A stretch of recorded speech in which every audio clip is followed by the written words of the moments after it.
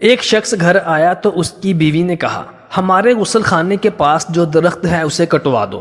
اس کے شوہر نے پوچھا کہ اس کی کیا وجہ ہے؟ تو اس نے کہا، میری غیرت گوارا نہیں کرتی کہ جب میں غسل کر رہی ہوں تو پرندوں کی نظر مجھ پر پڑے۔ وہ شخص اپنی بیوی کی اس بات سے بہت متاثر ہوا کہ میری بیوی اس قدر غیرت مند اور نیک اور پرہیزگار ہے کہ محض پرندوں کی نظر پڑنے پر بھی اپنے آپ کو بے پردہ تصور کرتی ہے۔ اسی شخص نے بیوی کی اس بات سے متاثر ہو کر اس کی بات مانتے ہوئے اس کی خواہش کے عین مطابق اس درخت کو اگلے ہی دن کٹوا دیا۔ وقت گزرتا گیا۔ ایک دن وہ شخص خلاف معمول اپنے گھر پر آیا تو کیا دیکھتا ہے کہ اس کی بیوی کسی غیر مرد کے ساتھ مشغول تھی۔ جب اس شخص نے اپنی بیوی کی یہ حقیقت دیکھی کہ اس دن تو یہ بہت زیادہ نیک اور پرہیزگار بن رہی تھی کہ درخت تک کٹوا دیا، اور آج یہ میری غیر موجودگی میں امانت میں خیانت کر رہی ہے اور ایک غیر مرد کے ساتھ مشغول ہے، اس شخص کو بہت دکھ ہوا۔ وہ شخص بہت مایوس ہوا اور اپنی بیوی کو چھوڑ کر، اپنا گھر بار چھوڑ کر بغداد چلا گیا۔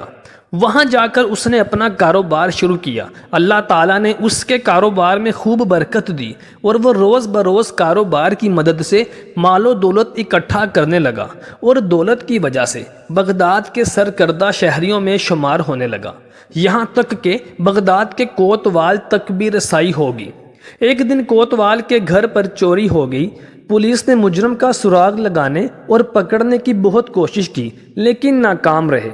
اس شخص نے دیکھا کہ ایک شیخ کا اس کوتوال کے گھر میں بہت آنا جانا ہے اور وہ اس کوتوال کے گھر کے ہر شخص کا ہر دل عزیز ہے، اور اس شخص کا اس کوتوال کے گھر کے ہر فرد کے ساتھ پیار محبت اور راہ و رسم ہے۔ لیکن اس شخص نے ایک چیز ملاحظہ کی کہ وہ شیخ جو کوتوال کے گھر میں آنا جانا رکھتا ہے، کوتوال اس کی بے حد تعظیم کرتا ہے، لیکن وہ شخص یعنی وہ شیخ آدھے پاؤں زمین پر رکھتا ہے، پورا پاؤں زمین پر رکھ کر نہیں چلتا۔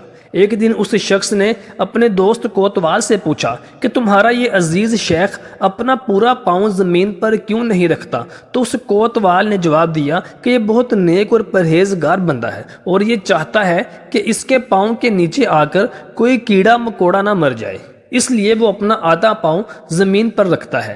جب اس شخص نے کوتوال کے منہ سے یہ بات سنی تو اس نے کہا کہ کوتوال صاحب، اگر جان کی امان ہو تو کچھ عرض کروں۔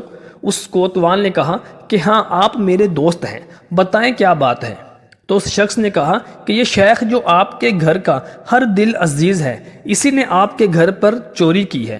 وہ کوتوال غصے سے آگ بگولا ہو گیا کہ یہ ہمارا اتنا اچھا اور ہر دل عزیز شخص ہے، تم اس کے بارے میں یہ کیسی بات کر رہے ہو؟